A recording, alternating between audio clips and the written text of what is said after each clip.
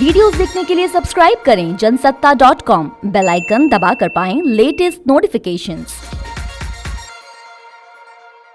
अगर कॉन्स्पिरेसी है तो सीबीआई को बुलाओ, कॉन्स्पिरेसी है एनआईए को बुलाओ, कॉन्स्पिरेसी है सीआईडी को बुलाओ, कॉन्स्पिरेसी है स्पेशल इन्वेस्टिगेशन टीम बनाओ। क्यों नहीं करते? सिर्फ कॉन्स्पिरेसी कॉन्स्पिरेसी कॉन्स्पिरेसी बहाना बना के आम लोगों को भावना को तुम खींचना चाहती हो।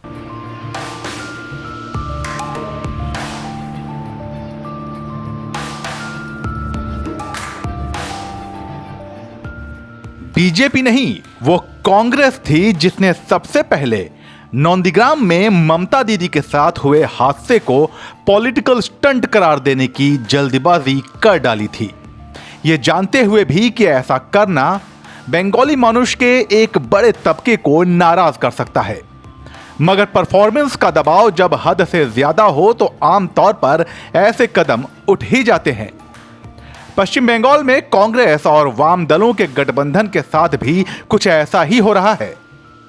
नमस्कार, जनसत्ता में आपका स्वागत है और आज हम आपको रूबरू कराने जा रहे हैं लेफ्ट और कांग्रेस गठबंधन के सामने पश्चिम बंगाल विधानसभा चुनाव के रण में मौजूद 5 बड़ी चुनौतियों से। तो आइए शुरू करते हैं।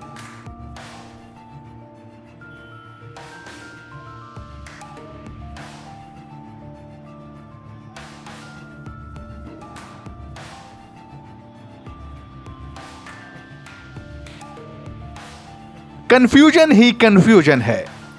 कांग्रेस और वाम दलों के सामने सबसे बड़ी चुनौती है कंफ्यूजन। यह कंफ्यूजन कहीं और नहीं बल्कि खुद दोनों दलों के काडर और उनके समर्थकों के बीच मौजूद है।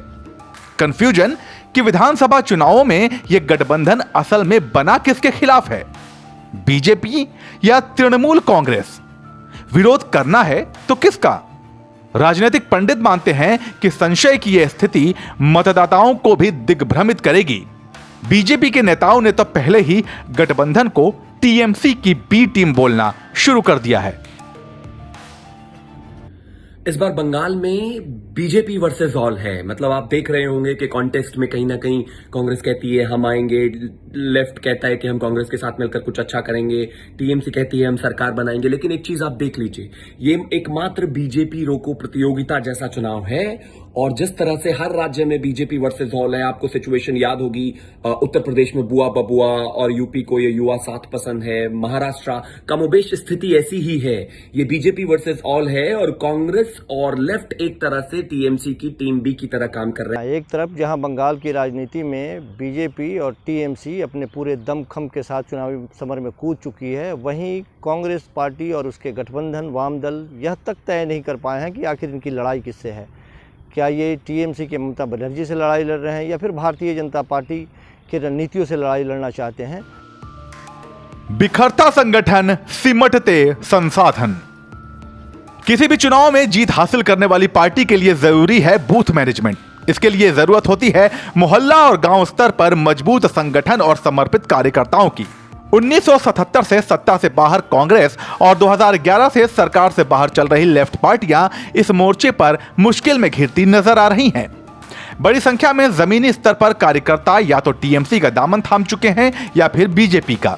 ऐसे में मतदान वाले दिन पोलिंग बूथ तक अपने वोटरों को लाने का काम कौन करेगा, ये एक बड़ी चुनौती है। इसके अलावा फंड का अभाव, कॉरपोरेट से चंदा ना लेने की लेफ्ट की पॉलिसी और बीजेपी टीएमसी के मुकाबले भारी भरकम प्रचार तंत्र की कमी सरीखी कई चुनौतियां हैं जिनसे निपटने में गठबंधन को एड़ी चोटी का जोर लगाना होगा। घटता वोट बैंक, खिसकता जनाधार। कुछ सालों पहले तक पश्चिम बंगाल का मुस्लिम वोटर परंपरागत रूप से लेफ्ट का और हिंदू वोटर परंपरागत रूप से कांग्रेस का समर्थक माना जाता था, मगर अब स्थिति बदल चुकी है। मुस्लिम वोट बैंक जहां ममता दीदी के पाले में खड़ा है तो वहीं हिंदू वोट बैंक बीजेपी की तरफ खिसकता नजर आ रहा है। कांग्रेस और लेफ्ट का घटता वोट शेयर इसकी मिसाल है। 2016 के विधानसभा चुनावों में लेफ्ट दलों को 25% और कांग्रेस को करीब 12% वोट मिले थे, जबकि 2019 के लोकसभा चुनावों में कांग्रेस और लेफ्ट दोनों का वोट शेयर 10% से भी नीचे आ गया था। सबसे बड़ी कमी इनके पास कार्यकर्ताओं की है। जो कार्यकर्ता कभी इनके हुआ करते थे, आज वो दोनों तरफ शिफ्ट होते हुए दिखाई दे रहे हैं।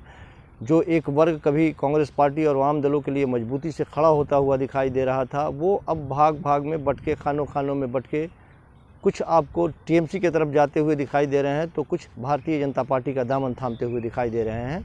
इनके लिए इनका खिसकता वोट बैंक या खिसकता जनाधार बहुत बड़ा सिरदर्द है। चेहरा कहां देखते हो?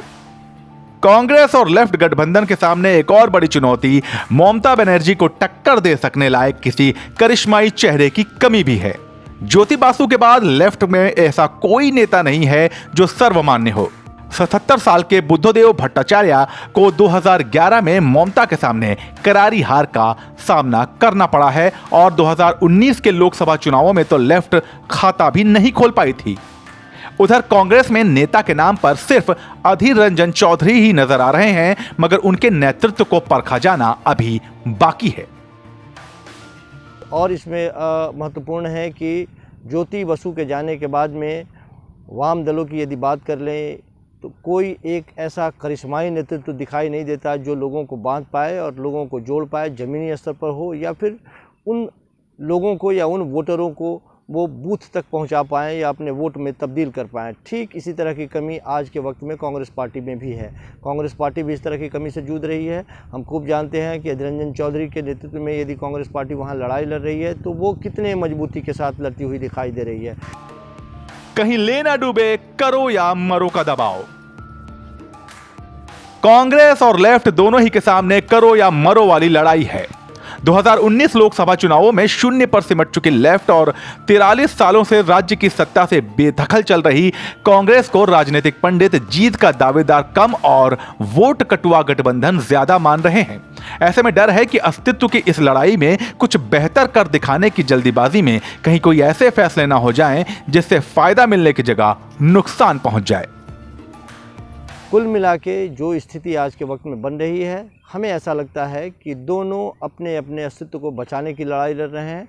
हाँ, एक बात तय है कि यदि इस बार ममता बनर्जी वापस आती है सत्ता में, मुझे लगता है कि एक तरह से वाम दलों का सफाया वहाँ से निश्चित होगा, या फिर कांग्रेस भी जो अपने अस्तित्व को बचाने की लड़ाई अभी लड़ती हुई दिखाई दे रही है, उसके अस्तित्व पे भी खतरा मुझे ऐसा लगता है कि वो हो जाएगा।